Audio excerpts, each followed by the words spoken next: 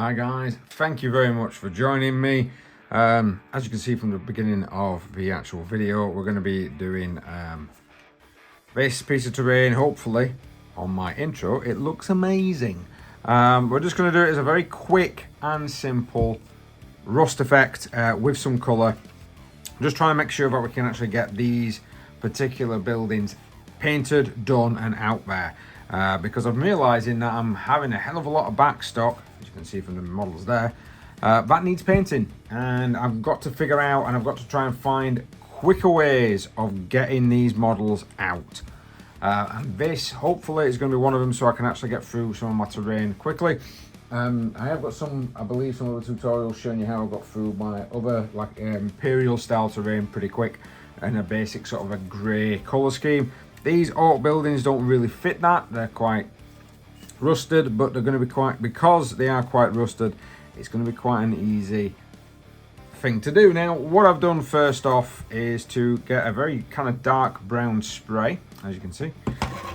These buildings do fit together, which is pretty cool. They're very dark brown spray, and spray them up to start with.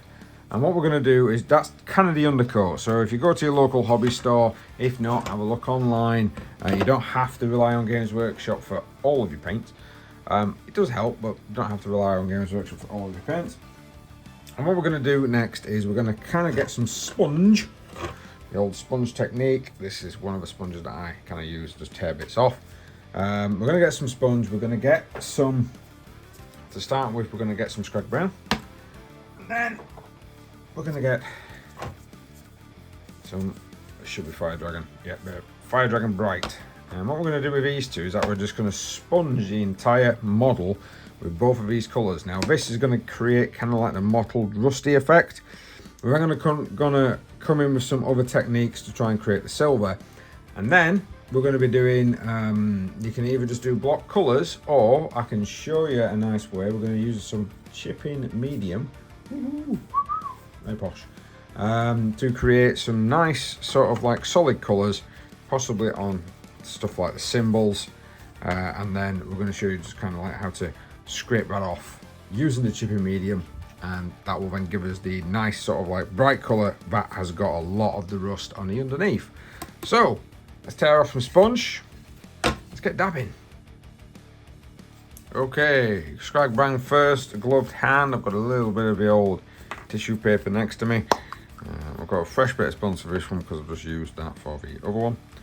It's a little bit deaded. You can just dip it in, get a little bit on, tap a good chunk of it off, and just test it first. Just kind of like lightly dab, don't jab, jab, jab. And what we're going to do is to cover all of the model as much as we can with the Scrag Brown.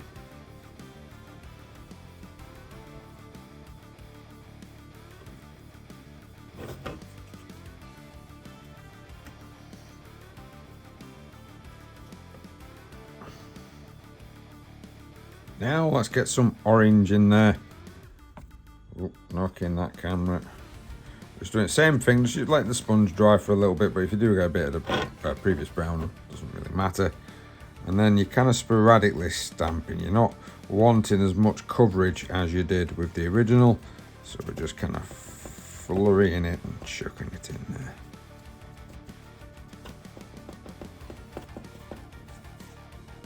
Okay, so bit of the old Runefang steel now. I'm going to do a bit of the old school dry brushing. I've got a makeup brush, cheap one, got it from Primark. That's £6 for a full set. There's the woman behind the counter did look at me weird when I said it was for me. Not that there's anything wrong with that. But here we go. Right, so I'm just gonna, it's gonna make them look a little bit, but we're just gonna, there we go. Remember, this is not meant to look perfect. This is just so we can get this done. We can get this on the table quick and easy.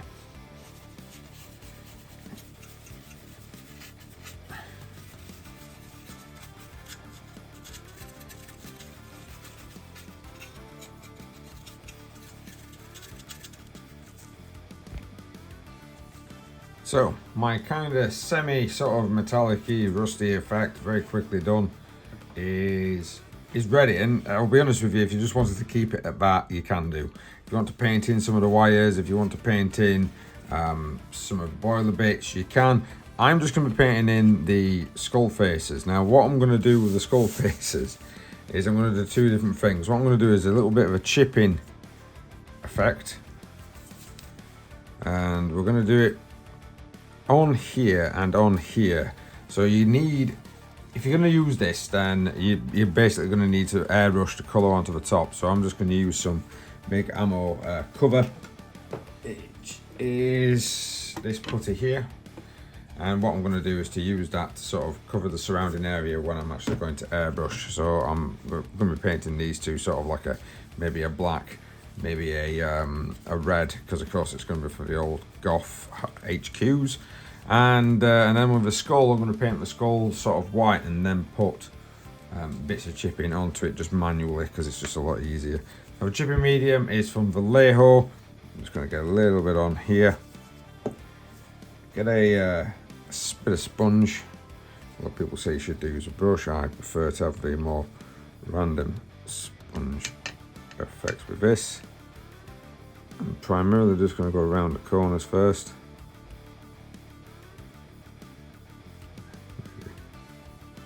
Bits on the inside. Again, don't worry if you get overspill, because we're not.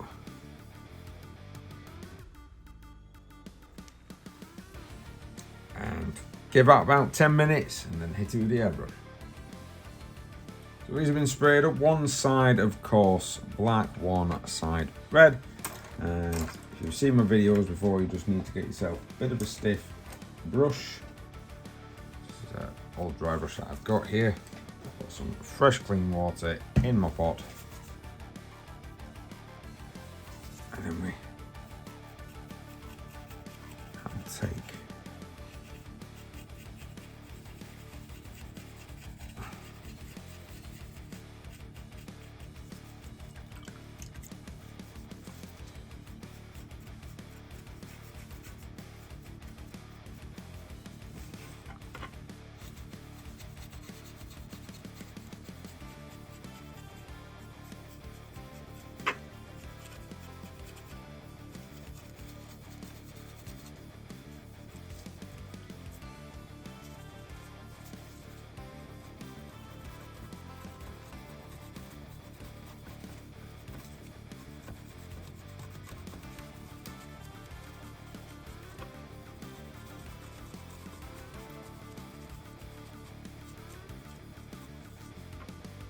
medium, bringing it up nice with an effect,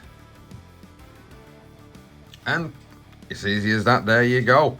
They look effective from a distance. They're not going to hold up to much sort of scrutiny if you pulled it up, pulled it right up to your face, but that type of thing is going to be very passable for your tabletop terrain, which a lot of the time, I'll be honest, that's what I'm after. I'm not after something that's highly fanciful. I'm not creating a diorama. I'm creating tabletop terrain that we can get down on that table and we can have some games on. Right, there we go. Nice, quick and simple. Thank you very much for watching, guys. Please like, share, subscribe, hit that notification button if you do want to see more.